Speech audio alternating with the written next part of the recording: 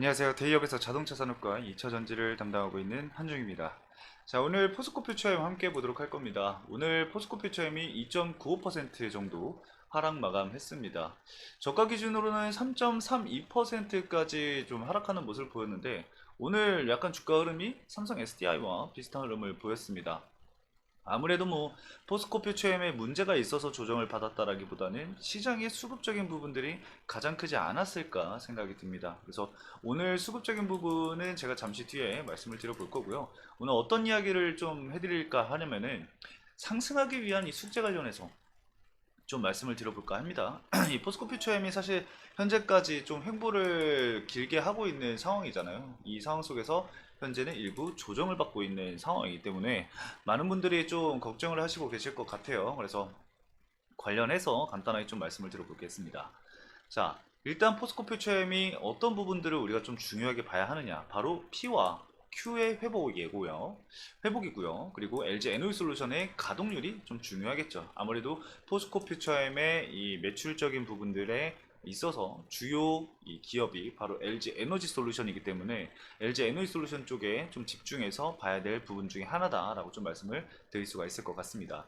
자, 그리고 두 번째로는 이 얼티엄 셀즈 3공장에 대한 노이즈가 좀 살짝 들리고 있습니다. 근데 제가 기사를 좀 살펴봤는데 별 문제는 아니라고 생각을 합니다. 결국에 회사 쪽에서도 우리는 계획한 대로 진행을 할 것이다 라고 얘기를 하고 있는 상황이기 때문에 크게 걱정할 부분은 아니라고 생각을 해요. 근데 기사 내용이 과연 어떤 내용이었을지 말씀을 드리도록 할 테니까 참고해 주시면 좋을 것 같습니다. 수급적인 부분들까지 오늘 모두 말씀을 드릴 거니까요, 여러분들 천천히 영상 시청해 주시면 감사하겠습니다. 자, 그럼 본격적으로 포스코 퓨처엠 함께 보도록 하겠습니다.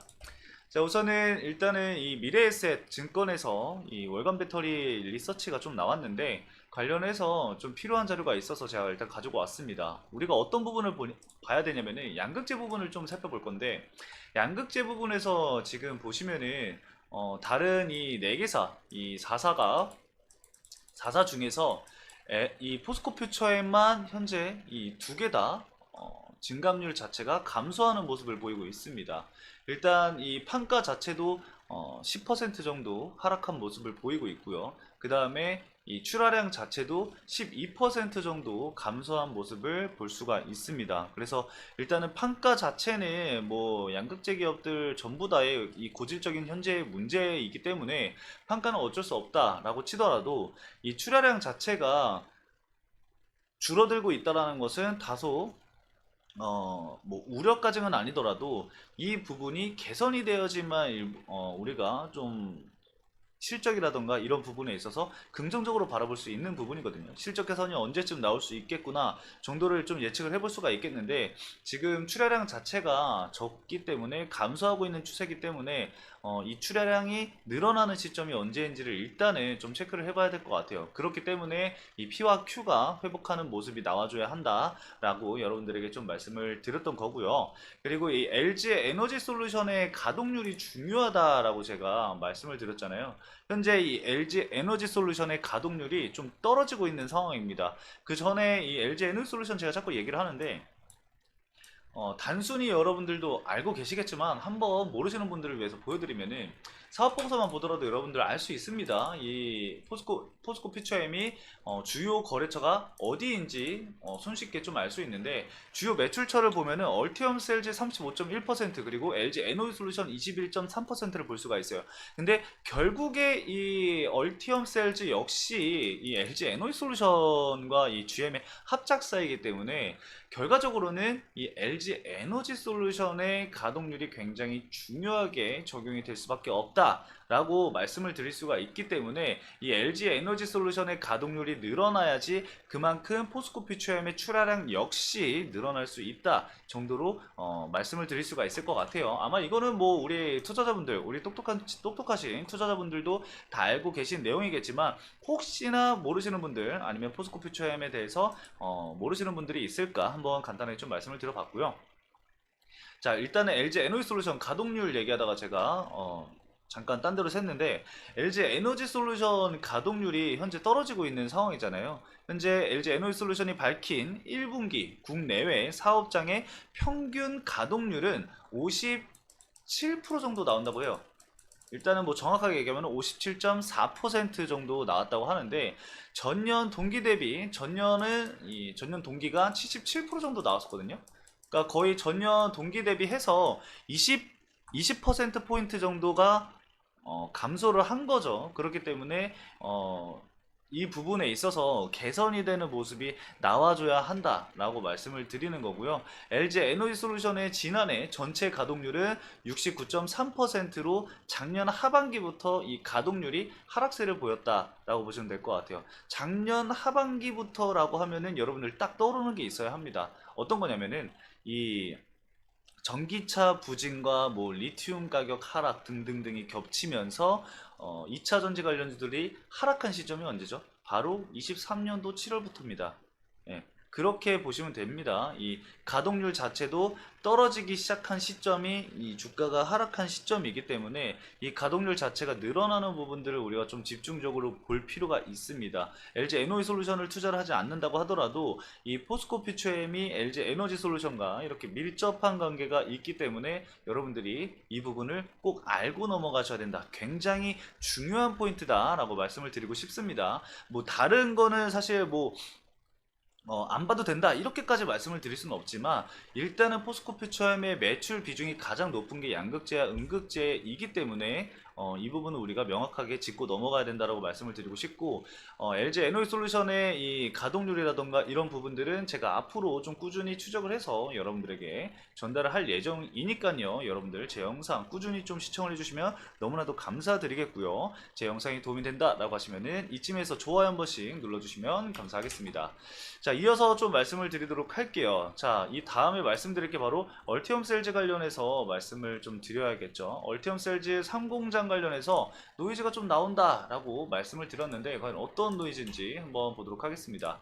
자, 일단 기사를 함께 같이 볼 건데, 자, 기사 보시면은 딱 내용만 보더라도 어떤 내용일지 감이 오실 겁니다. 계속 투자냐, 변경이냐. 이런 노이즈가 들리는 이유는 하나예요. 사실 LG 에너지 솔루션 뿐만 아니라 전방 산업이 아무래도 좀 좋지 못한 얘기들이 계속해서 나오다 보니까 이 LG 에너지 솔루션이 상공장 관련해서, 야, 너네가 이거 계속해서 투자를 진행할 수 있겠어? 아니면 다른 데 매각하거나 아니면은 뭐 변경을 해야 되는 거 아니야? 뭐 ESS 쪽으로 뭐 변경을 하거나 뭐 이런 쪽으로 사업을 변경을 해야 되는 거 아니야? 뭐 이런 식으로 노이즈가 계속 사실 나오는 거거든요. 지금 보면은 완공 후 일부 라인 ESS용 전용으로 관측도 나오고 있다. 이런 얘기들이 나오고 있는 건데, 결과부터 좀 말씀을 드리자면은 LG 에너지 솔루션은 내년 3월까지 이 가동 계획은 그대로 가져갈 것이다 라고 얘기가 나오고 있습니다. 그렇기 때문에 너무 걱정하지 않으셔도 될 것 같다 라고 간단하게 좀 말씀을 드릴 수가 있을 것 같아요. 현재 이 얼티엄 셀즈 3공장 같은 경우에는 올해 말에 완공이 되고 이제 내년 초에 양산을 할 계획이라고 합니다. 여기 기사 보시면은 밑에도 나와 있죠. 총 투자 규모가 3조 5천억에 달하는 이 3공장은 올해 말까지 완공을 해서 내년 초에 양산을 시작할 계획이다. 그러면은 이제 배터리가 이제 내년 초부터 양산이 된다고 하니까 한 3개월 전부터 이 양극재라던가 이런 부분에 있어서 이슈들이 좀 하나둘씩 나오겠죠. 그래서 그 가동률에 따라서 이 포스코 퓨처엠의 출하량이라던가 이런 부분들이 나올 것이다. 그렇기 때문에 일단은 24년도 하반기까지는 우리가 좀 지켜볼 필요가 있을 것 같아요. 그 전까지 실적 부분이라던가 아니면은 출하량 부분이라던가 이런 부분들이 늘어나는지 우리가 직접적으로 좀 체크를 해볼 필요가 있겠고요. 그래서 분기별로 이 실적 발표가 나올 때마다 좀 중요한 포인트들이 되지 않을까 생각이 들어요. 왜냐면은 지금 당장은 우리가 완벽하게 좀 예측할 수 있는 부분들이 하나도 없기 때문에 리스크적인 부분들은 항상 염두를 해두면서 좀 장기적인 플랜을 가져가는 것이 좀 중요하다라고 좀 말씀을 드릴 수가 있을 것 같습니다. 자, 그리고 이 LG 에너지 솔루션이 굉장히 중요하다고 말씀을 드렸잖아요. 현재 LG 에너지 솔루션은 2025년도에 가동 예정인 공장들이 굉장히 많습니다.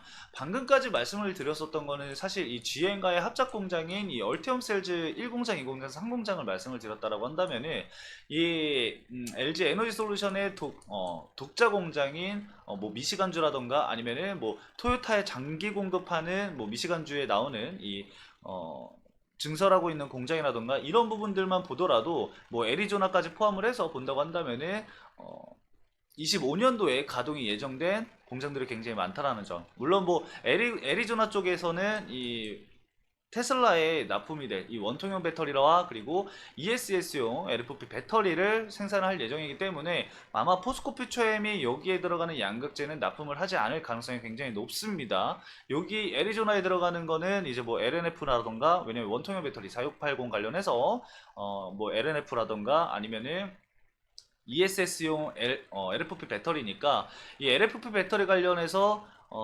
중국 기업이랑 양극재 장기 공급 계약을 맺은 걸로 알고 있거든요. LG 에너지솔루션이. 그렇기 때문에 포스코 퓨처엠이 이 애리조나 쪽은 좀 힘들지 않을까, 공급하기 좀 힘들지 않을까 생각이 들고요.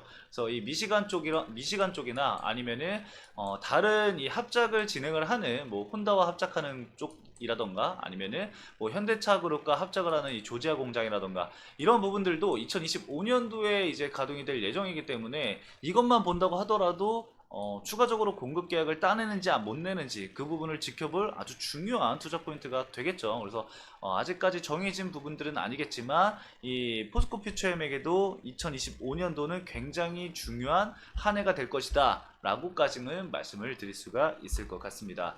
자, 여기까지 이렇게 간단하게 좀 체크를 해주시면 좋을 것 같고요. 자, 차트 한번 보면서 마무리하도록 하겠습니다. 자, 현재 차트 보면은 이 저점은 계속해서 좀 올라오고 있는 상황이긴 해요. 저점을 계속해서 끌어올려 주고 있는 상황이지만 고점도 계속해서 돌파를 하지 못하고 있는 모습들이 보여지고 있습니다. 장기 평선을 돌파를 하지 못하고 있는 모습이 보여지고 있기 때문에 이 시점에서 계속 조정을 받는다, 뭐 시장에서 수급을 받지 못한다 라고 한다면은 결국엔 어떻게 되겠죠? 이 현재 올라오고 있던 저점을 조금은 이탈할 수 있는 그런 조정도 나올 수 있다라는 점을 우리가 좀 염두에 둘 필요가 있다 정도로 말씀을 드릴 수가 있을 것 같아요. 현재 추세를 좀 지켜준다고 한다면은 제가 지금 그어드린 이 빨간 선의 추세선을 이탈하지 않고 반등을 해준다고 한다면은 장기 평선들이 현재 이격도가 줄어들고 있는 이 수렴하는 구간이다 보니까 단기 평선이 장기 평선을 돌파하는 시점에서 과연 일부 거래량이 들어오면서 상승세가 나와주는지 안 나와주는지 그 부분을 우리가 체크를 해봐야겠죠. 그 정도의 상승이 나오기 위해서는 뭔가 수주 공시라던가 아니면은 뭐 특별한 이슈가 있어야겠죠. 근데 아직까지는 예정된 이슈들이 없기 때문에 박스권을 이탈을 하지 않는 선에서 움직임이 보여지는지를 좀 지켜봐야 될 것 같아요. 수급적인 측면을 본다고 한다면은 크게 뭐 중요한 수급이 보이지는 않고 있습니다. 최근에 뭐 기관 쪽에서 매수세가 유입되고 있는 곳이 이제 금융투자 쪽인데 조정이라던가 뭔가 이 단기적인 박스권이 나왔을 때 금융투자 쪽에서 매수세가 좀 유입이 된 게 있거든요. 얘네가 만약에 이 물량들을 계속해서 가져가는지 아니면은 또 털어내는지는 좀 앞으로 지켜볼 투자 포인트 중에 하나가 될 것 같고요. KB증권이랑 그리고 뭐 메릴린치, 골드만삭스, 뭐 시티, 뭐 그리고 맥커리 증권, UBS, 뭐 JP모건 등등등등 외국계 증권사에서 많은 물량을 아직까지는 보유를 하고 있습니다. 최근 들어서 외국계 증권사에서 매수하고 매도하고 이 단기적인 포지션들이 굉장히 자주 바뀌는데 기존에 가지고 있었던 물량들에 대해서는 크게 이탈이 없다라는 점 여러분께 다시 한번 말씀을 드리면서 오늘 영상 여기서 마치도록 하겠습니다. 자, 오늘 영상에서 좀 많은 것들을 말씀을 드렸다고 생각을 하는데 뭐 여러분들이 알고 있었던 내용이라고 한다면은 수급적인 측면만 좀 체크하면서 오늘도 데일리로 체크한다 라는 개념으로 영상을 봐주셨으면 좋겠고요. 모르셨던 게 있었다라고 한다면은 좋아요 한 번씩 눌러주시면 감사하겠습니다. 자, 오늘 여기까지 시청해주신 여러분들 너무나도 감사드리고요. 저는 다음 영상에서 더 좋은 내용을 가지고 찾아뵙도록 하겠습니다. 감사합니다.